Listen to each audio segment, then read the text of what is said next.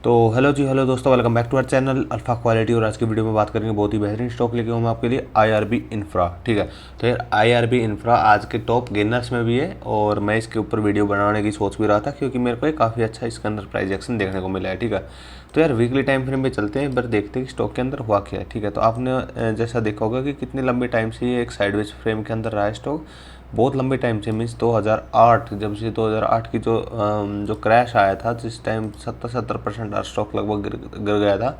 ये भी देखो 71% लगभग गिर गया है। ठीक है, तो उस टाइम से स्टॉक अपने साइडवेज मूव में है, मीन्स उसके बाद ये एक डाउन ट्रेंड में चला काफ़ी साल तक, 11 से 14 तक।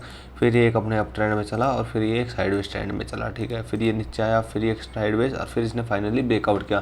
तो अगर हम मोटा मोटा अगर हम देखें तो सिंपली अगर एक चीज़ देखें तो हमने कि ये 10 रुपये से, सॉरी 5 रुपये से 30 रुपये की रेंज के अंदर घूमता रहा है। ठीक है, तो स्मॉल कैप स्टॉक था तो इतनी मूवमेंट नॉर्मल है इसके अंदर ट्रैवल करने के लिए, लेकिन एक तरीके से एक चैनल ही है जिसके अंदर ये ट्रैवल किया है इसने। ठीक है, तो अब क्या हो रहा है, अब इसके अंदर क्या प्राइस एक्शन हो रहा है। जब मल्टी ईयर अगर ब्रेकआउट होता है तो ये बहुत ही बड़ा ब्रेकआउट होता है और काफ़ी अच्छा लॉन्ग टर्म ब्रेकआउट होता है। ठीक है, तो इस रेंज का इसने ब्रेकआउट किया, फिर इसने रिटेस्टिंग की। तो यहाँ पे हमारी कहीं एंट्री बन सकती थी, लेकिन मैं ब्रेकआउट के ऊपर ट्रेड नहीं करता क्योंकि वो काफ़ी बार रिस्की होते हैं और इसके अंदर ब्रेकआउट फेल होते हैं तो बुरी तरीके से इसके अंदर स्टॉक के अंदर फंस सकते थे।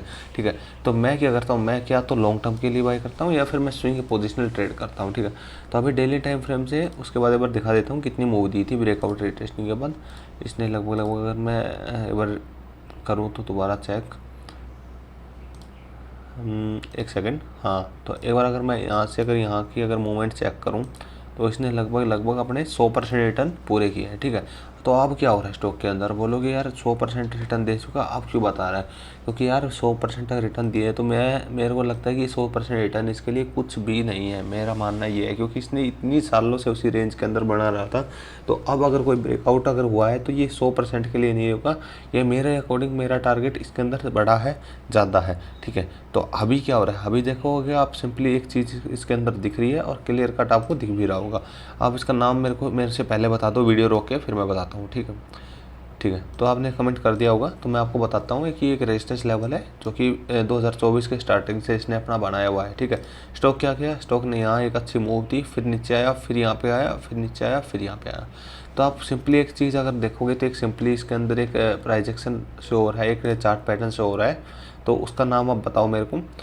उससे पहले मैं आपको बता देता हूँ, इसके अंदर कप एंड हैंडल पैटर्न का फॉर्मेशन बन रहा है। ये एक अकॉर्डिंग एक कप है एक तरीके से, और ये हमारा एक हैंडल है उसका। ठीक है, तो इसका जो ब्रेकआउट होगा तो बहुत ही अच्छा खासा ब्रेकआउट हो सकता है और एक अच्छा खासा हमें मूव मिल सकता है स्टॉक के अंदर। ठीक है, तो अब क्या हो रहा है, ठीक है, अब स्टॉक के अंदर देखते हैं कि क्या इसके अंदर प्राइस एक्शन हो रहा है, क्या हम इसके अंदर एंट्री ले सकते हो। ठीक है, तो इसका जो टारगेट होगा मेरे अकॉर्डिंग, क्योंकि इसका जो स्टॉक का जो टारगेट होता है लगभग इसके डेप्थ के जितना होता है 20%, तो इसके ऊपर 20% का टारगेट होगा मेरा। तो 20% का जो टारगेट निकल के आ रहा है, 90 तक के लेवल्स निकल के आ रहे हैं मेरे अकॉर्डिंग। तो 90 का जो टारगेट है वो मेरा है इसके अंदर। इसका एवरग्रीन मार्क कर देता हूँ ताकि एक प्रॉफिटेबल ट्रेड दिखे।